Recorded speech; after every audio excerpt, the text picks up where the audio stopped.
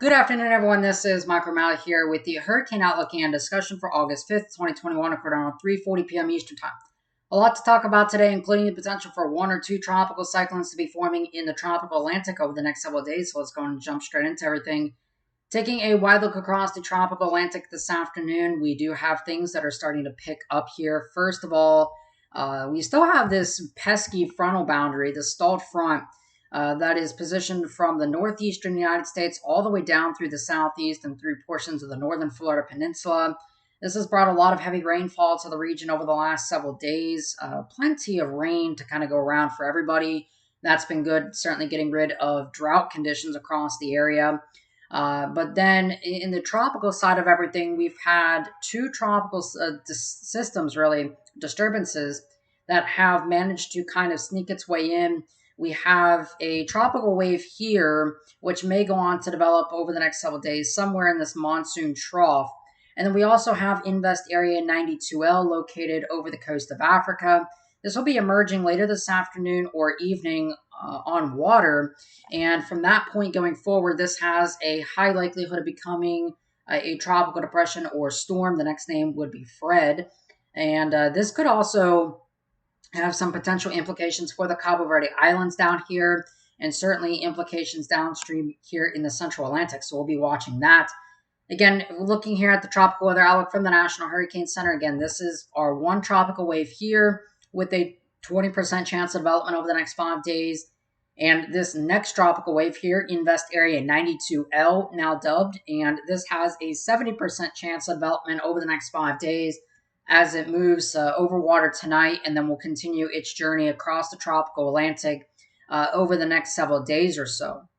So jumping in, looking here at a zoomed in loop here of Invest Area 92L, again, we're really watching the main disturbance in the area of low pressure that is over land still, somewhere within this vicinity. Again, it's moving over water tonight. But we also have a large area of shower and thunderstorm activity associated with the monsoon trough that is far to the south-southeast here of the Cabo Verde Islands. And this, again, could become the focal point for development chances over the next few days. A very complex interaction between the area of low pressure over here and whatever tries to get going out here. Again, this monsoon trough is going to have a lot of playing features here, and it's a very dynamic and fluid situation. So there's a wide range of possible outcomes here, from a storm that doesn't actually even form to a fully developed, well-organized tropical storm, and a strong one at that, shown by some of the forecast models. And that is a possibility if we manage to get a vortex that forms but doesn't get ejected northward. Some of the modeling, which we'll look at here in a moment, undergoes and subjects this vortex to a more northerly component getting swung around the monsoon trough, and it gets carried northward and then bends back westward. Almost a similar fate to Invest 91L just a few short days ago. And that is one of the reasons why there is still a little bit of uncertainty going forward, but irregardless, the Hurricane Center does believe that this will have a high likelihood of becoming a brief tropical depression or storm out there in the main development region. And we are also watching another tropical wave back here behind 92L, and the models have begun to increase support on this wave, but we'll have to watch and see how it will be coming off here on the coast of Africa during the next couple of days. As again, tropical waves over Africa, not all of them, of course, are going to develop like the models suggest. So we'll just have to wait and see once that gets over water within the next couple of days. If you look here at the 850 millibar vorticity map, this is the spin in the atmosphere at about 5,000 feet off the ground. And for context here, these reds and whites, that's your high cyclonic spin at your 5,000 foot level. What we notice here is, again, we notice this monsoon trough that is kind of shaped up something like this right now, again, south of the Cabo Verde Islands. This is the main source of vorticity that is associated with Invest Area 92L. And what's going to be happening here is, again, we have westerly winds here at the surface here at the lower latitudes. And just above that, at a little bit of a higher latitude, we have easterly winds, this tropical easterly jet flow. We have easterly winds just above that. And this creates kind of that rotation in the atmosphere. And what we've noticed is that, again, Similar to the evolution of Invest 91L, we saw that the main source of vorticity got strung out and ejected northward before bending back towards the west. And 92L could kind of have a similar fate. And with storms moving further north, and particularly in early August, you don't have the favorability north of, let's just say, about 15, 16 degrees north, where you might have that, in, let's just say, September. So the atmosphere is just not really there yet in terms of being fully supportive. But if waves can manage to stay south of the Cabo Verde Islands, they will have a decent shot at becoming a tropical cyclone. It does appear. We saw that from Elsa this year, where Elsa was a low riding tropical cyclone for some of its journey, and that was able to kind of help it spin up down there in the more favorable conditions. So we'll be watching to see how this indeed evolves. Evolves over the next couple of days to whether or not this actually might become a storm or not. Now, one of the things here that is a little bit interesting, this is the upper ocean heat content map updated as of this morning. And for context here, these basically these lighter blue colors onwards towards the right of the scale, the warmer the colors get, the higher upper ocean heat content you have. This measures the 26-degree isotherm at depth. So anywhere within the lighter blue colors onwards, again, you have sufficient upper ocean heat content for tropical cyclones to work with.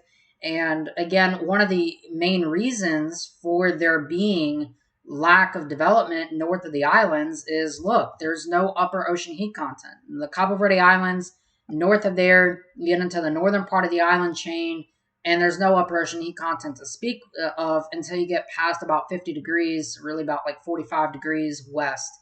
And that's kind of one of the things that, again, you just don't really have going for this right now. But if the storm can actually maintain latitude, something along like this, it has some marginal conditions to work with and then better conditions over here, assuming it ends up there. If this doesn't just dry out into a wave and kind of fade itself away in the environment, this will have some energy to work with past about 45 degrees or so, if it kind of is able to stay far enough to the south. And especially storms and tropical waves that come off at lower latitudes, let's just say around 10 degrees north or so, these have some pretty favorable environments to work with, and we saw that with Elsa. So one of the main important things that we're going to be monitoring for the season is whether or not we get waves that come off through here or whether or not we get waves that come off through here. And we saw waves last year that came off well north here near the Cabo Verde Island chain. And you just had a lot of dry air to the north because the water temperatures out in this region never really get to tropical cyclone status of warmth, basically. And they generally have a lot of dry air that is around there. And all that dry air got entrained, these larger circulations. And that's like one of the problems that we might be dealing with again this year. We noticed that, again, this is a pretty large overall system. And even this system back here, this next tropical wave, is pretty large in size. And again, some of the activity is still coming off, about 15 north. So this is one of the things that you just kind of got to look for. But by and large, 92L should have a semi-favorable environment. If we take a look here at the GFS forecast, this is the 12Z run valve for 2 p.m. this afternoon. Again, the 850 millibar vorticity map. We move this out just about to the next 30 hours. This is by 2 p.m. tomorrow. We have what appears to be a tropical cyclone here. Again, very well rounded in its appearance in the 850 vorticity map. Again, if we take a look here at the sounding, we notice that there's not a lot of shear. Again, there is some shear in the upper levels in the form of speed differences. We have only about 5 knots of wind at surface. But once you start getting up above that, we have just about 50 knots at about 200 millibars, just above 200 millibars. And that creates, again, the speed difference where thunderstorms just can't tower that, that high without kind of leaning over. And again, that's kind of one of the things you look for in, like, severe weather soundings. And we also notice that there is a little bit of a capping inversion. We talked about that over the last several days. That capping inversion typically doesn't allow for convection to rise freely. You have to have a forced convective mode, typically in the form of linear type systems, and you can't really get again a lot there of convection generally in that environment. We also have a little bit of dry air. Now the relative humidity isn't the worst I've seen, but there's a little bit of dry air aloft. It's not completely saturated through the column, which does lead to some questions whether or not we could have some dry air entrainments. And again, that's certainly going to be more prevalent north here of the island chain. But we continue to see that, again, the monsoon trough here, this is a broad area of cyclonic vorticity where we have westerly winds here and then we have easterly winds here. And the one thing this does do is it creates vorticity, but if storms are embedded in the monsoon trough, they have a hard time closing off. And because of that, you typically don't get storms that actually develop nicely in the monsoon trough, and instead it kind of becomes a big sloppy mess. And this is one of the possibilities going forward with time. And we notice that how it again just kind of wraps around. We have two competing areas of vorticity, almost a third area that tries to develop here. So the GFS is really trying to develop a lot of different areas of vorticity. And the one problem that, again, is going to be prevalent, these are the actual sea surface temperatures from cyclonicwx.com. Again, the yellow shades here in this particular case is 26 degrees isotherm, basically lines of constant temperature. And everywhere in that 26 degree isotherm and above has, again, that chance for tropical cyclone genesis. But you notice that, again, that 26 degree isotherm only goes to what, probably like 16 north or so. This is, we'll kind of measure right about 16 north, something almost like that. And you notice that the islands here are embedded within just a marginal favorable environment. And now, as you get closer to the coast, these water temperatures are roughly about 27 Celsius or so, but then they drop off, and you can kind of see where the cooler sea surface temperatures do reside in. So if we do, in fact, get a storm that pinwheels around that, you notice that this, at that particular point, would be sitting closer to about 17 north, and that is basically where sea surface temperatures drop off, right about in here. And they're not really favorable. So in much like 91L's case, you get a system that moves too far north and its development chances virtually cease. And again, even in the model here, we don't really see much, and this just becomes a kind of a remnant wave. We also have a new system out here in the Eastern Pacific with a 60% chance of developing over the next couple of days or so. But again, we're going to have to watch that. If we look here at the 200 millibar wind, this is in the upper part of the atmosphere, about 35 to 40,000 feet in the atmosphere.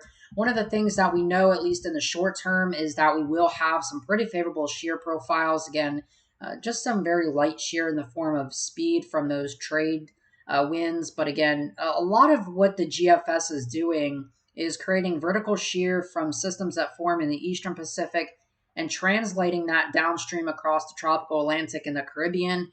And we know that, you know, the shear is actually a little bit lighter, and we don't really have a lot of that. And again, we can look there at some of those 200 millibar wind kind of anomalies. And we notice that we'll have generally, again, more favorable conditions over the next couple of days or so. We shouldn't have too much of a problem. But we'll look here on the ensembles. This is the GFS ensembles. And we'll look at the ensemble mean sea level pressure. Again, the GFS kind of will back this up here. The GFS, by the way, each one of these red numbers indicates where a storm could be. Again, there is some clustering there, but on the 12Z run here of the GFS, there is some clustering here, but it's not certainly anywhere near what we saw in the 6Z run even. And some of the modeling there, again, from 6Z to 0 or to 12Z, again, more suppressive in nature and doesn't really have anything developing out there in time. Now, for what it's worth here, this is the 12Z European run. And again, it does, in fact, try to generate a surface vorticity field right here.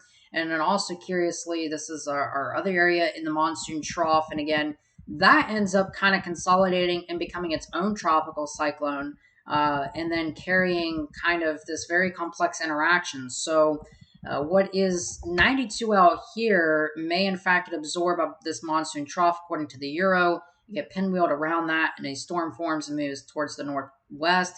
That is a possibility. And again, sea surface temperatures in this part of the area here are certainly at least favorable for some development out there. Now, the 0Z European runs, again, this is the ensemble European here. Again, did have at least a weak system that tried to form here, gets carried northward, and then bends back westward with time. Now, some of the modeling was, again, a little bit more strong. You had some members that actually made this a tropical storm, other members that just had a very weak surface vorticity and carried it northward and basically weakened it.